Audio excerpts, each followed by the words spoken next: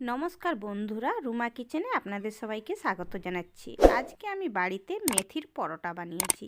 মেথির পরোটাগুলো এতটাই নরম হয়েছে আর ক্রিস্পিও খুব সুন্দর হয়েছে। আমি একটা হাতে করে নিয়ে কেটে আপনাদেরকে দেখাচ্ছি। পরোটাটা ভেতরটা এতটা সুন্দর, এই দেখুন বন্ধুরা। হাতে মুঠো করে দেখাচ্ছি, দেখুন বন্ধুরা, পরোটাটা এতটাই নরম হয়েছে। আপনারাও যদি এরকম পরোটা বানাতে চান তো আমার রেসিপিটি অবশ্যই শুরু থেকে শেষ পর্যন্ত দেখবেন। মেথি শাকের পরোটা বানানোর জন্য আমি নরম মেথি শাক নিয়ে নিয়েছি। একদম নরম শাকগুলো দেখুন বন্ধুরা, শাকগুলোকে আমি বেছে নিচ্ছি। নরম মেথি শাকের পরোটা বানালে পরোটাগুলো খুবই সুন্দর খেতে লাগে। এই মেথি শাকগুলোকে আমি বেছে বটিয়ে করে কুচো করে কেটে নেব। অনেকে মেথি শাকের ডাঁটাগুলোকে ফেলে দেয়, আমি ফেলবো না, কারণ এই শাকগুলো খুবই নরম। সব শাকগুলোকে বেছে বটিয়ে করে কেটে ধুয়ে নিয়েছি। এই দেখুন বন্ধুরা, একদম কুচো কুচো করে কেটে নিয়েছি। একটা ওভেনে কড়া বসিয়ে দিয়েছি। কড়াতে ধনে দিয়ে দিচ্ছি 1 টিস্পুন, জিরে দিয়ে দিচ্ছি 1 টিস্পুন। ধনে জিরে কড়াতে ভেজে নেব। গ্যাসের আঁচটা একদম কমিয়ে রেখে এই মশলাগুলোকে ভেজে নিচ্ছি। মশলাগুলো ভাজা হয়ে গিয়েছে, শিলবাটায় ঢেলে গুঁড়ো করে নেব। ওভেনে আবারও কড়া বসিয়ে দিয়েছি। কড়াতে খুবই অল্প পরিমাণে রিফাইন অয়েল দিয়ে দিচ্ছি। আদা বাটা দিয়ে দিচ্ছি, কাঁচা লঙ্কা বাটা দিয়ে দিচ্ছি। আদা কাঁচা লঙ্কা অয়েলে একটু নেড়ে নিচ্ছি। বেশি নাড়ব না, অল্প করে নেড়ে নিচ্ছি। এবার শাকগুলো কেটে রেখেছিলাম দিয়ে দিচ্ছি।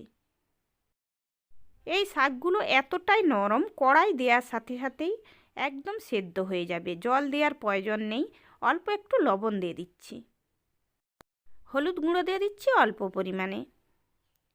দেখুন বন্ধুরা, শাকগুলো কড়াতে দেওয়ার সাথে সাথে কি সুন্দরভাবে সেদ্ধ হয়ে গিয়েছে আর জলও বেরিয়ে গিয়েছে।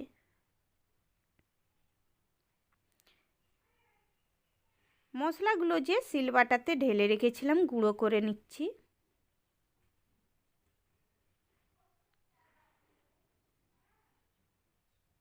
গুঁড়ো হয়ে গিয়েছে, শাকগুলোকে আবারও ভালো করে নেড়ে নিচ্ছি। জলটা শুকনো হয়ে গিয়েছে। এই দেখুন বন্ধুরা, শাকগুলো সেদ্ধ হয়ে গিয়েছে। গ্যাসটা বন্ধ করে দিচ্ছি। একটা ডিশ নিয়ে নিয়েছি। ডিশের মধ্যে 1 কাপ ময়দা দিয়ে দিচ্ছি, 1 কাপ আটা দিয়ে দিচ্ছি। আমি আজকে আটা আর ময়দা মিক্স করে পরোটাগুলো বানাবো। বেসন দিয়ে দিচ্ছি 2 টিস্পুন। বেসন দিলে পরোটাগুলো ক্রিস্পি হবে আর খেতেও খুব সুন্দর লাগবে। ধনে জিরে ভেজে গুঁড়িয়ে রেখেছিলাম দিয়ে দিচ্ছি। চিনি দিয়ে দিচ্ছি 1 টিস্পুন। লবণ দিয়ে দিচ্ছি 1/2 টিস্পুন। অল্প একটু জোয়ান নিয়ে 2 হাতে তালুতে করে ঘষে দিয়ে দিচ্ছি।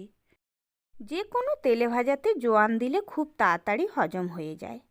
ঘি দিয়ে দিচ্ছি 1 টিস্পুন। হাত দিয়ে ভালোভাবে মেখে নিচ্ছি। লঙ্কা গুঁড়ো দিয়ে দিচ্ছি অল্প একটু, হলুদ গুঁড়ো দিয়ে দিচ্ছি অল্প একটু। সব উপকরণ দেয়া হয়ে গিয়েছে। আটা ভালোভাবে মিক্স করে নিচ্ছি। আটা মিক্স করা হয়ে গিয়েছে। কড়াতে মেথি শাক নেড়ে রেখেছিলাম, মেথি শাকগুলো দিয়ে দিচ্ছি আটার মধ্যে। সব মেথি শাকগুলো দিয়ে দিলাম। আটার সাথে মেথি শাক মেখে নিচ্ছি। অল্প অল্প করে জল দিয়ে একটা ডো বানিয়ে নিচ্ছি। খুবই অল্প পরিমাণে জল দিলেই ডোটা বানানো হয়ে যাবে। পরোটা বানানোর জন্য আটার ডোটাকে রেডি করে নিয়েছি। ঢাকনা দিয়ে ঢেকে 10 মিনিটের জন্য রেস্টে রেখে দিচ্ছি। 10 মিনিট পরে ঢাকনাটা খুলছি। দেখুন বন্ধুরা, ডোটা কত সুন্দরভাবে রেডি হয়ে গিয়েছে। লিচি কেটে নিচ্ছি। প্রতিদিনের মতো বলছি, যারা আমার চ্যানেলে নতুন অবশ্যই আমার চ্যানেলটিকে সাবস্ক্রাইব করে দিবেন। সব লিচিগুলোকে এক সাইজের করে কেটে নিয়েছি। লিচিগুলোকে গোল করে নিচ্ছি 2 হাতের তালু দিয়ে। সব লিচিগুলোকে গোল করে নিয়েছি। এই দেখুন বন্ধুরা, একটা লিচি নিয়ে অল্প একটু আটা লাগিয়ে নিচ্ছি। বেশি আটা লাগাবো না, হালকাভাবে আটা লাগিয়ে বেলে নিচ্ছি। আমি পরোটাগুলো আজকে গোল করে বেলবো না, 3 কোনা করে বেলে নেব। এই দেখুন বন্ধুরা, কি সুন্দরভাবে পরোটাটা বেলে নিচ্ছি।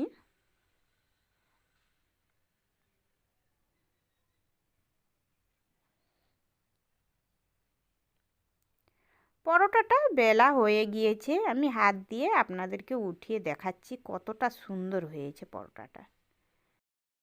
এই দেখুন বন্ধুরা, ওভেনে আগে থেকে একটা ননস্টিকের তাওয়া বসিয়ে দিয়েছি। তাওয়াটা গরম হয়ে গিয়েছে, পরোটাটা ভেজে নিচ্ছি। তাওয়ার ওপরে দিয়ে উল্টে পাল্টে আগে পরোটাটাকে ভেজে নেব। এই দেখুন বন্ধুরা, কিছুক্ষণ উল্টে পাল্টে ভাজার পরে পরোটাটা একটু লাল কালার হয়ে গিয়েছে। এবার আমি ঘি দিয়ে দিচ্ছি। ঘি দিয়ে আজকে আমি পরোটাগুলো ভাজবো। মেথির পরোটা ঘি দিয়ে ভাজলে খেতে খুবই সুন্দর লাগে। আপনারা রিফাইন অয়েল দিয়েও পরোটা ভাজতে পারেন। এই দেখুন পরোটাটা ভাজা হয়ে গিয়েছে, একটা প্লেটে উঠিয়ে নিচ্ছি। আবারও একইভাবে আমি পরোটা ভেজে নিচ্ছি। এই পরোটাটাও দেখুন বন্ধুরা কত সুন্দর ফুলে গিয়েছে। এটাকেও উঠিয়ে নিচ্ছি। একইভাবে আমি সব পরোটাগুলোকে ভেজে নিচ্ছি। তো বন্ধুরা, আমার এই মেথির পরোটার রেসিপি আপনাদের কেমন লেগেছে অবশ্যই বাড়িতে বানিয়ে খেয়ে কমেন্ট করে জানাবেন।